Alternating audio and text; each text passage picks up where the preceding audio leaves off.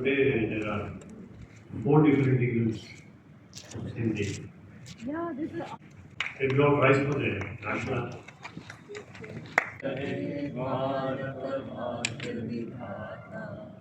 पंजाब सिंध गुजरात मराठा द्राविड़ उत्कल गंगा विंध्य हिमाचल यमुना गंगा उच्चल जलसितरंगा तब शुभ नामे जागे तब शुभ आशीष मांगे गाए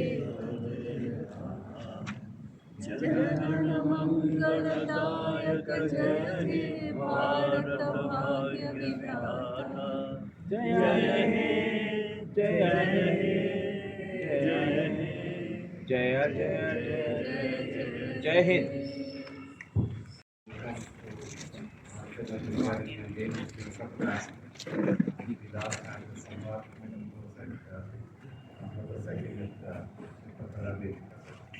I think it's been a couple of months since we met here, so it's nice to be back doing the rocks, which are an interest to our speaker today. To briefly introduce Uma, who many of you know already. She was a student at Temple University of Film. People have met you at that time, so I'm not sure. After her graduation, she's made films, she's taught film, and she's done a number of things, and most recently she's done this film on the rocks of Hyderabad, or rather, how to save the rocks. The topic today is a very interesting term, which I think she has coined, if I'm not mistaken, Artivism. Right? Yeah. Many of us, of course, enjoy art in itself for its beauty, but we also ask what art can do to understand society, to change, and that's something that she is going to talk about, tackle today, and she looks forward, she will speak for half an hour of this, and she's looking forward to a very lively discussion with all of us. Thank you. Well, thank you so much, Vikram, Manthan, for organizing this, for creating this space for this dialogue, which I think is very important for a city like Hyderabad, any city actually, but particularly a city like Hyderabad, where we have this unique landscape, where we have this unique culture. So thank you very much. I'm so happy to see you all and to see such dear faces here. Dear friends, dear children, dear teachers. Shanta is my guru, so I'm really happy. And all of you, Prakash, old friends. Thank you for coming, all of you. I just want to say one thing, that please let me not go on and on, just stop me. I can talk endlessly. So I try to put it down and I try and read it so that I stay on track, because this film has been such a long time in the making. These thoughts have been such a long time in the making that I can just go off into several tangents, and each I find as fascinating here. So I would like this to be an interaction where you all are citizens of Hyderabad. You all know these things, you all have seen people walk with the rocks, you will have seen people work with the lakes, you will know the latest hydra, you see everything, you will know more than me. So if we can have a conversation, I think that will be more useful and get our energies to build the momentum, to build that citizen voice that my team and I are after with this film project. We call it a film effort rather than a film or a documentary. It's a film effort. And we've been at it now for 12 years. So, okay, now I'll move on to this. So I'm going to start with a confession. Artivism is not my word. There are many people who use it. But I did come across it when I was thinking about this film, because we, like many of you might know, we've been screening in all kinds of spaces, and everywhere we get asked this question: is this an activist film? And I have no idea how to answer that, because there are traditional parameters of activism that we may not fall into. But certainly we believe that the work we're doing is for change. And so is that not activism? So these are the questions that bother me and my team, and we keep talking about it, and keep talking with audiences at screenings about it. And so I thought it's worthwhile to put these thoughts together and start a dialogue on it. And I'm far from an expert by any account in Artivism. You will help me clarify my own thoughts as well. So please help me. Hmm? We have spent over a decade in it, so we come from that space. I speak not just for myself, but for my whole big rambling team, which is so many heads who help make this film. Please tell me if I go off mic. I have a tendency to move too much. Okay, so actually I have two confessions. More. One is that, Artivism is something that requires a long runway. That's what I've come to gather.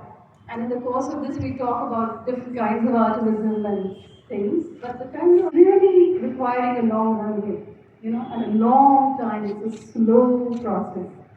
And in our research, we had a long phase of research, almost 2.5 years. Mahanuria Khan, my dear friend, and I researched. We met so many Hyderabadis and geologists and all kinds of balladeers, all kinds of people to input the film.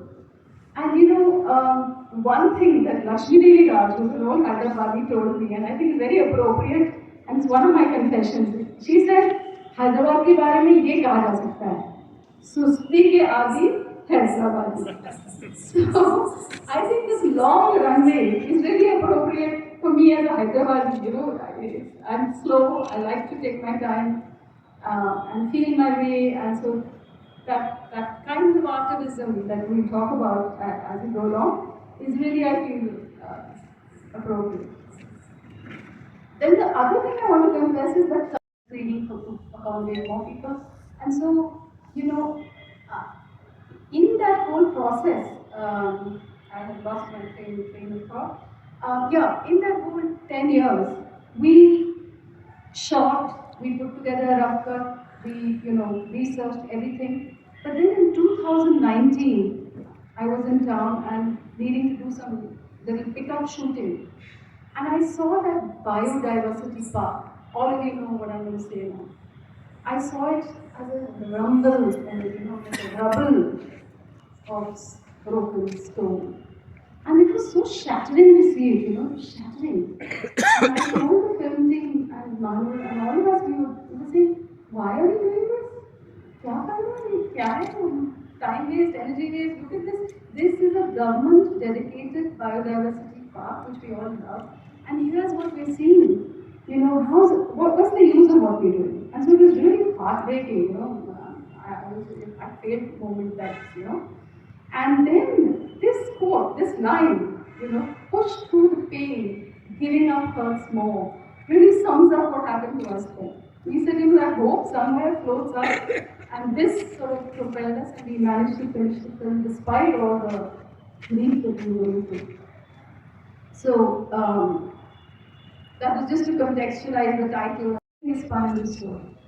All sort of studies are fanned out in this defense. I myself ran a, when I was teaching at Annapurna, Padma was the dean of academics then, and we used Annapurna Film Studio to do that's the one and only time I did this. They have this corporate team building exercise. So some corporate reached out to me and said, storytelling is huge. You are a filmmaker, so do a storytelling team building exercise for us. I said, sure, why not? What's not to like about this? I'll teach people to tell stories. So we did this in Annapurna Film School, and there were 3 groups of teams, and they made this,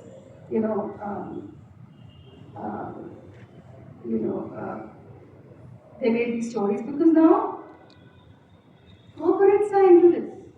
There's they say that we are persuaded more by story than statistics. We recall facts longer if they're embedded in narrative. Stories boost production of cortisol, encouraging attentiveness, and oxytocin, encouraging connection. There have been studies now. I'm sure you know. I found out when I did this workshop for this topic. We are pattern-seeking, meaning-making creatures who project our narrative needs onto the world to make sense of it. To quote this theorist Yuval Noah Harari, Homo sapiens is a storytelling animal that thinks in stories rather than in numbers or graphs, and believes that the universe itself works like a story, replete with heroes and villains, conflicts, resolutions, climaxes, and happy endings. There's a compelling brand story of corporates, right? There are ugly stories like Nike, for instance. In 1998, Nike's CEO, Phil Knight, admitted that the company had become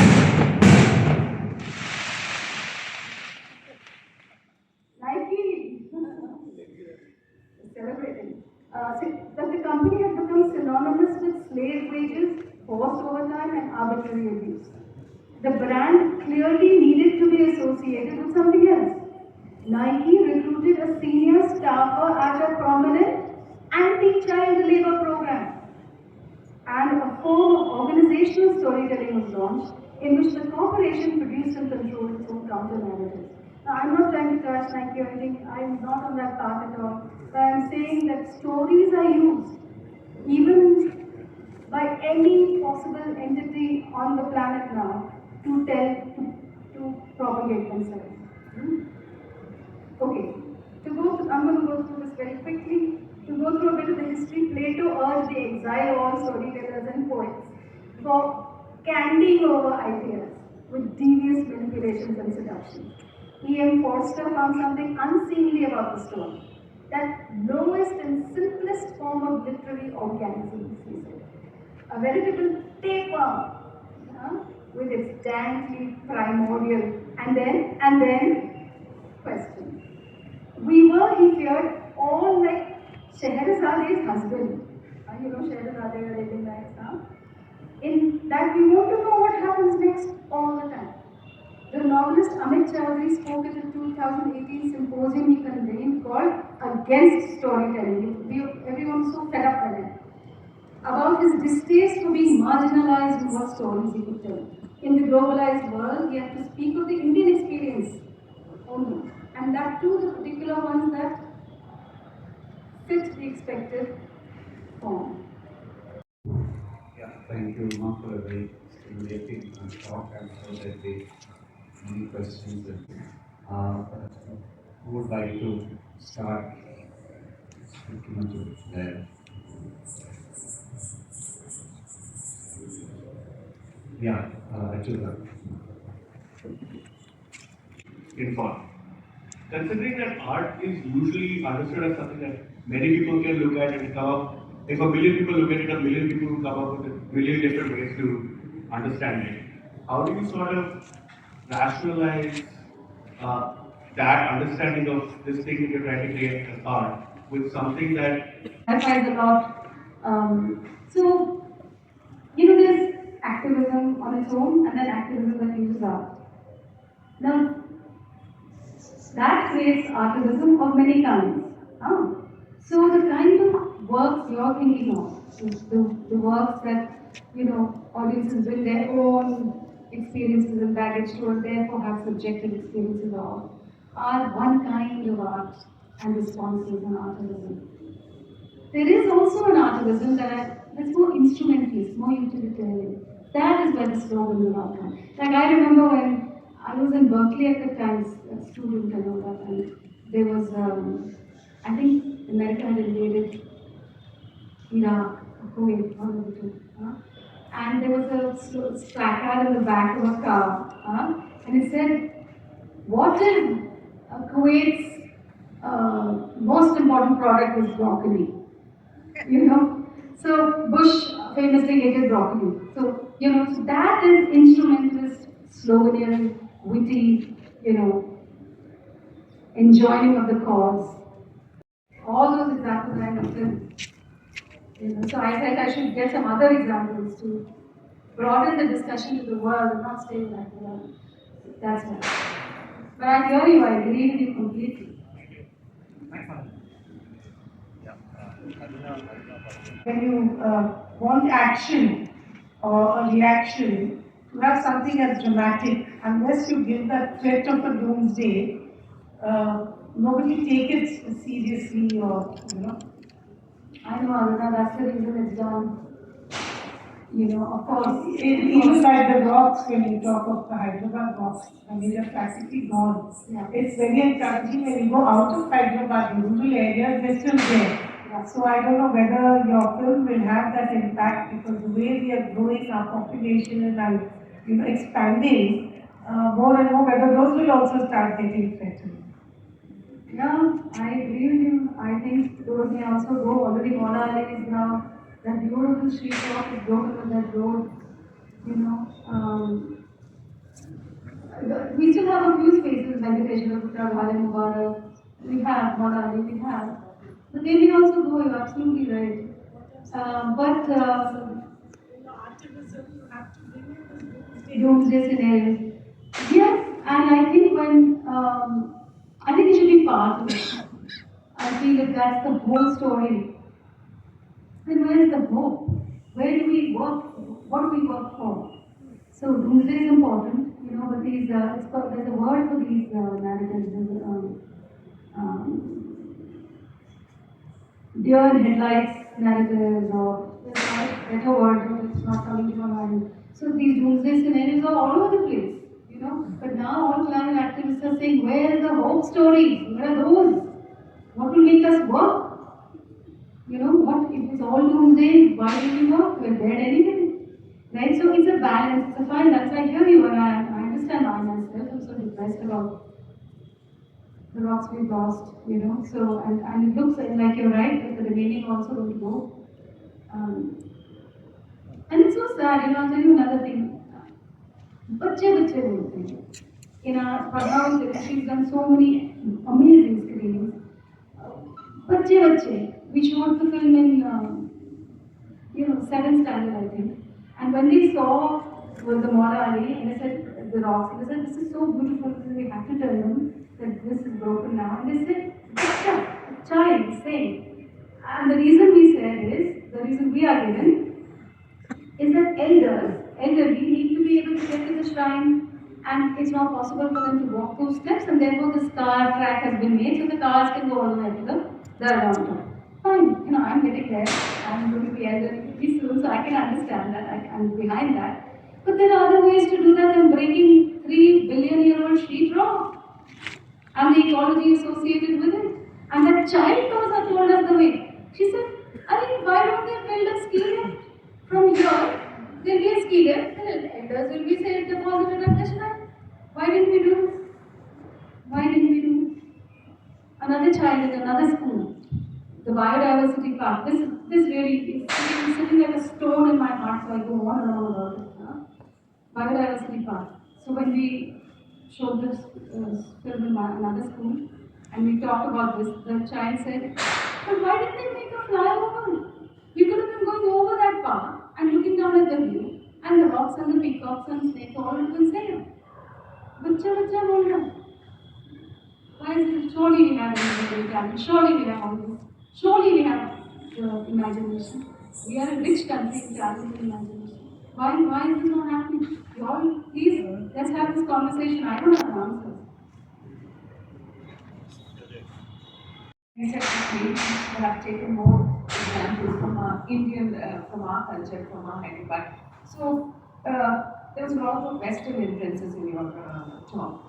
So, one of the things which I wanted to mention to you, that even if you see our artists from Telangana, they have incorporated a number of narratives in their own work. You take people like Lakshma Reddy, or a whole lot of them.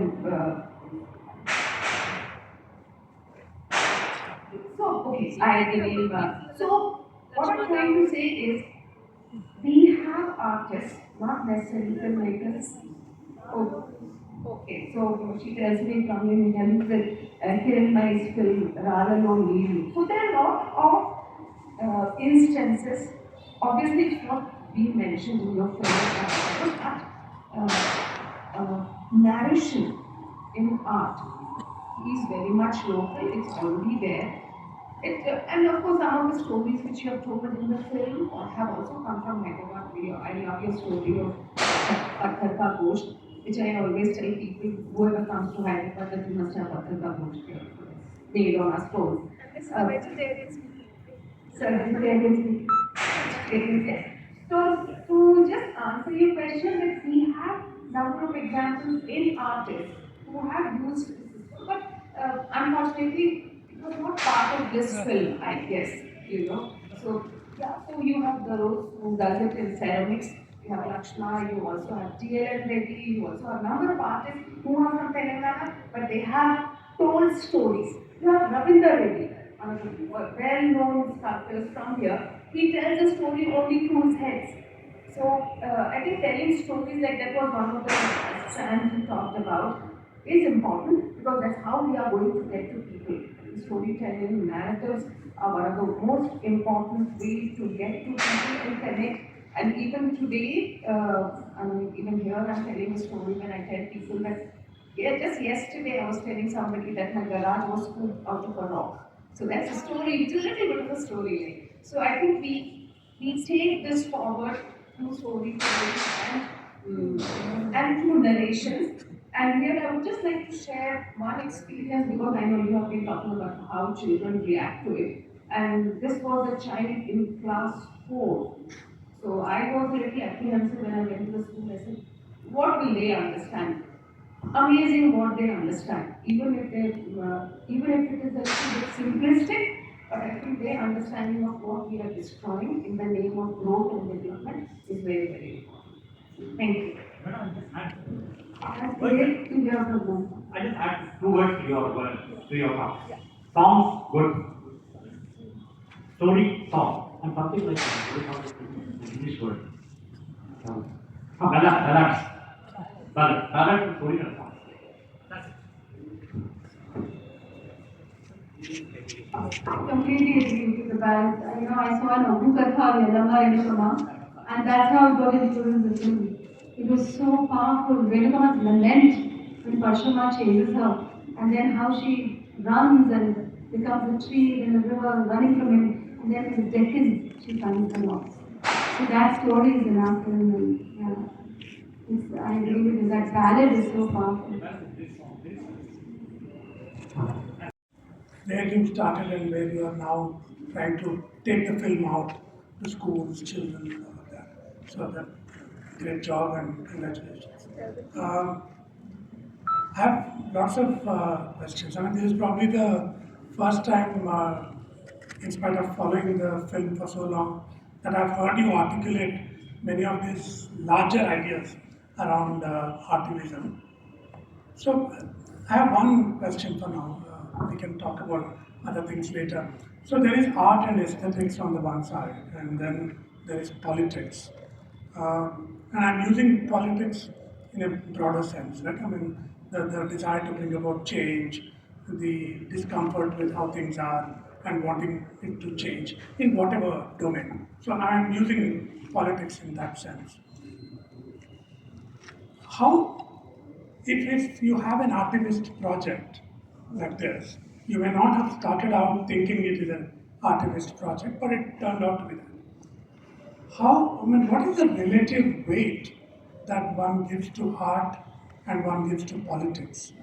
The reason I'm asking you that is, I've heard you today talk about the instrumentalist perspective and the utilitarian perspective, which I'm a little uncomfortable with that terminology, because usually we academics tend to throw those words when we don't like something, right? When we want to be critical about somebody of that. Utilitarian. Yeah, so that's a bad word, right? So I think it need not be termed instrumentalist or utilitarianism, because if people want to see immediate change and some immediate action, there's a certain kind of approach you want to take, and it's very visceral kind of response you want to see. I mean, apart from film or whatever, right? It's a very different kind of political film. And there is your work, and I've seen you agonizing over, that rap song or, that perfect image that you wanted. And so you put a lot of weight and emphasis on the aesthetics of this film. So, do good causes need such a high level of aesthetic standard to bring about change? Or if politics is a lot more important, can one do something quickly, maybe not 10 years, and maybe not agonize for years over that wraps up. I remember having this conversation with many other filmmakers like Shabnam Nirmani and others. Many of them think, at least some of them think that good political causes, don't necessarily need such a high aesthetic standard. And you said somewhere today that you are not seeking to bring about action necessarily, as much as thinking, right? So does that create this kind of an equation between art and politics? It's a fantastic question. Yes? Yeah. So my question is that in the recent history, like one of the most important topical instrument of technological advancement. So AI is playing a major key role in the present day. So is there any impact on Artivism in the age of AI?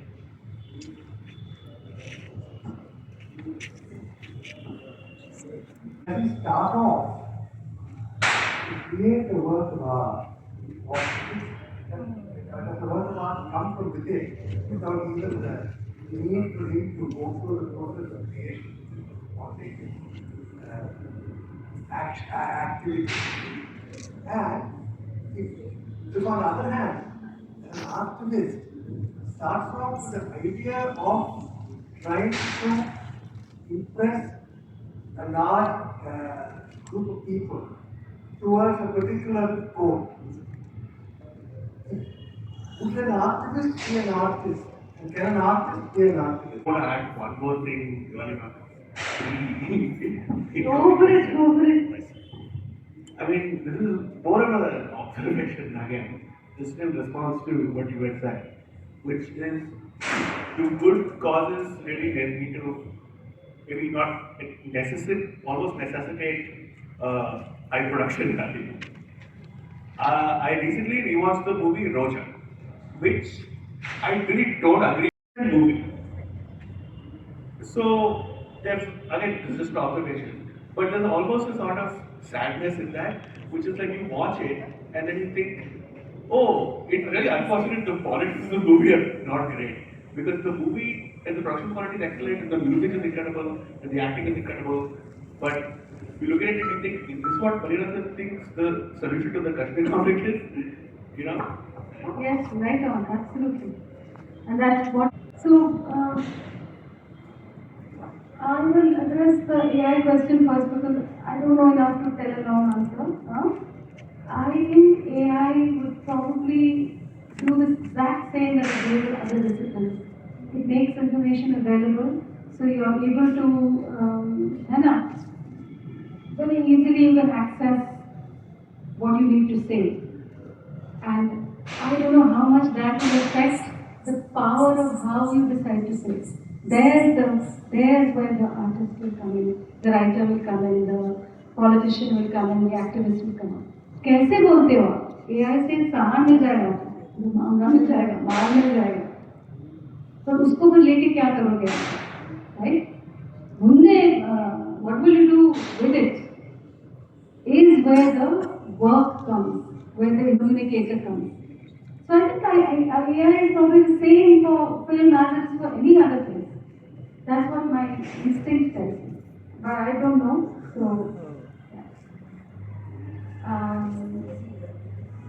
Padma, I completely agree with what you said. There are so many examples of local artists and local writers, balladiers, completely.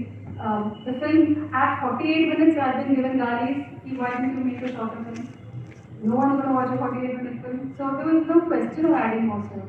We had to pair, and remember I said, every decision is an imposition of value, an imposition of power.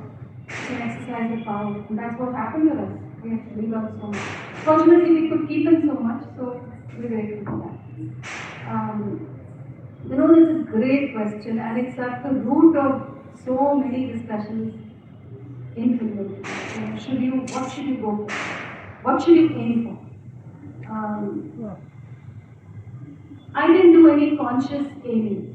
That's the only thing with this. And the reason is, I knew I wanted to make a good film. That was what I was saying. That was the bottom line. But I didn't feel like I should make it the greatest film on the planet or anything. You know, it was made to initially to talk to children, to handle their grief, to help them process their grief. So it was not supposed to be. It was only when we found all this information that all this beauty came in. You know, so then it became more and more aesthetic, more and more beautiful. It was organic to the process. The process brought that to us. So that would be. As to whether a good, I know you mean good politics, whether good politics needs such a complicated level of aesthetics and so much work, 10 years, no, absolutely not. But that does not mean, you know, what in my time in film school we used to call agitprop films. You know, agitprop films are what in those days used to be activist films, used to be called agitation propaganda films, agitprop. I would not think agitprop films work anymore. And those are the quick films, those are the ones you can make fast. And they don't work. You can make it, and you can show it, and you can probably get a release and whatever you do. It may not work. It is when you have that beauty, that authenticity, that communicates, that transforms, that connects, that people recognize, reconnect, all that I am talking about. That will happen only when that is done well. So that aesthetic, certain level is required, cannot be quick agitprop. But having said that, 10 years is rubbish. I have no business taking 10 years. I will not go into the reasons for it. Budget is a big constraint. But Hyderabadis, I must tell you, people sent us money in COVID. You know, we did these sessions during COVID. We did one song on songs and rocks. We called it Git Gayatharon. You know, in Alami Dalama someone sang, someone else sang something, some English song also sang, some Hindi song also sang. It was a huge hit, you know, but that was our first session and we were shy to ask for money, so nobody asked for money. Second session, we did a cook-along. You know, Pathakar Road, we something we did. We had a panel talking about Dakhini cuisine. It was a huge hit and we had a great person in charge. The anchor was Julie Ehman. I'm forever grateful to her. She had that ability to ask for money and the complete lack of shyness about it. Because she said, this is for our city, it's for our cause, we're not taking any money, it's all going here. And so she asked and we got a lot of money. My favorite is that L.V. Prasad was a lab assistant, a lady. She said 500 rupees. It's so precious, it's so precious. So like that we collected a lot of money, we did some Shairi, we did Shairi and Rocks, and we did a great session called Art and Rocks, which is on our YouTube channel. If anyone interested in this, please go. We have the world's greatest experts talk about Dakhini miniatures and the magnificent rock formations in India. Okay, I tend to go on, I'm shutting up now. So, I'd say that is, that would be my first level answer. Yeah. Did someone else have a question about the same thing? Prakash, yeah. Prakash, does an artist need to be an activist? Should it come first? Is that something like what you said? An activist is an artist. An activist is an artist, is an activist. How can an artist be an activist? An activist be an artist? Can I answer that question properly? I'm sorry. Can an activist ever be an artist? Understood. Can an artist be an activist? And The term artivism is something that seems to be contradictory. Yeah, absolutely. Self-negating. Right. What is that word? Where one part opposes the other. Oxymoron. Oxymoron. Yes. Thank you. So, I hear what you're saying, Prakash. The intentionality of it. Whether art comes from the heart, you're absolutely right. It comes instinctively. You create. Picasso, Van Gogh, all these great people, our own artists, our Kalamkari artists, and paying attention to the comment about local, degree workers. It comes instinctively and it doesn't have intentionality or strategy or planning associated with it. That's what I agree with you. But in this world of documentary film, I feel a certain intentionality comes into the process. At some point, you start with this issue of wanting to express the grief that the children are feeling, that you are feeling, you're just expressing it. But at some point, you realize that now you've made this documentary film, which is fantastic because it documents this forever. Forever, people will have this as a record of Hyderabad's, cultural landscape and natural heritage, right? So that work is done to an extent. It's not the best film on the planet. Its work is done, but you also know that you want people to see it, and therefore you have to work towards that end as well. And then the intentionality comes in, and in the edit, you start planning that. So in documentary, it works on the same. I think for a real artist on that level, you're right, it cannot be one, it has to be one or the other. That was really an amazing talk. I just want to make one piece of observation that a set of very well-meaning bureaucrats and dedicated real estate people and very highly principled contractors have managed to destroy our raw art in this part of Hyderabad. And so in a matter of 30 years, we have destroyed what took us billions of years to make. Now, it is in this context I wanted to ask you about a dystopian future, and funnily enough, it's called artificial intelligence. That what happens in what is likely to happen is that these large learning models, which are evolving, would mean that art is going to be created not by individual pursuit, but by the collective code of many software programmers from the world, and who do not actually talk to each other. But it is possible for that intelligent machine to collect it and then produce something. So, creativity itself, as we understand, I think AI will change it in the next 50 years, and you will find newer kinds of art, and I just want to say that. Having said that, I think it's been an amazing evening. Thank you very much. If you can give me a memento to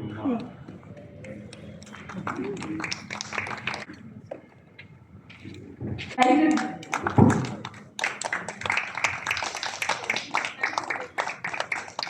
Thank you very much. Event is on November 29th. Ramchandra Guha is coming here to speak on his latest book, and I welcome you all for that event. Thank you very much.